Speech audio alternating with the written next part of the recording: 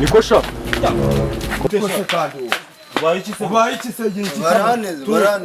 Baragute. Tuza mugabo. Avari. Oya ariko muri utuze.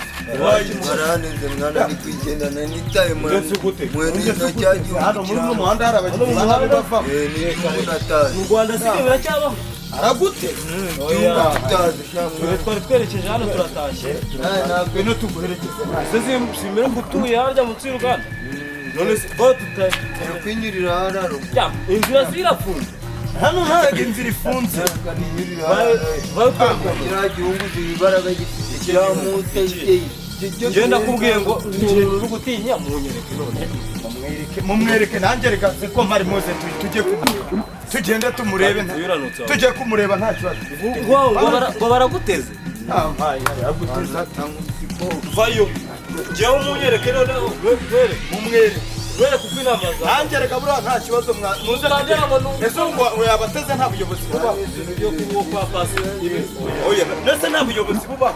Ibintu byo kuba igihugu cyane gutamutaye cyangwa n'ibyanyu mugera byo kwambura abantu bamuye. Ibintu tugende. Agakiza ibyo kwa pasiteri kuba zo kwa pasiteri deparetse hawe. Nyere ko umuntu. Bari kuguteka. Cyo bishoboka bite? Mu gihugu yagute. Are you sure, man?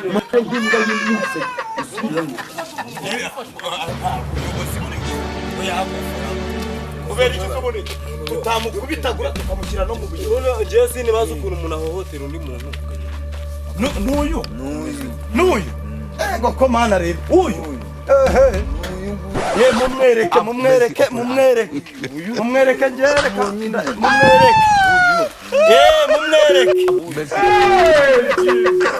mumwereke Are you sure, man? Have mercy upon us.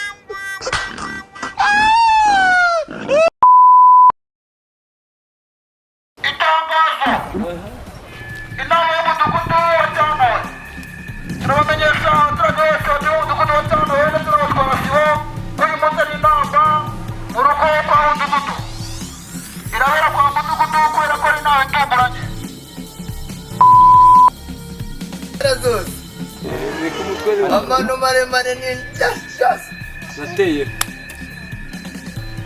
n'agamazuru manini cyane.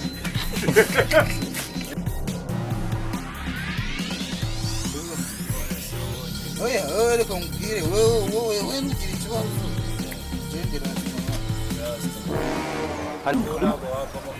hasi kiriya giswera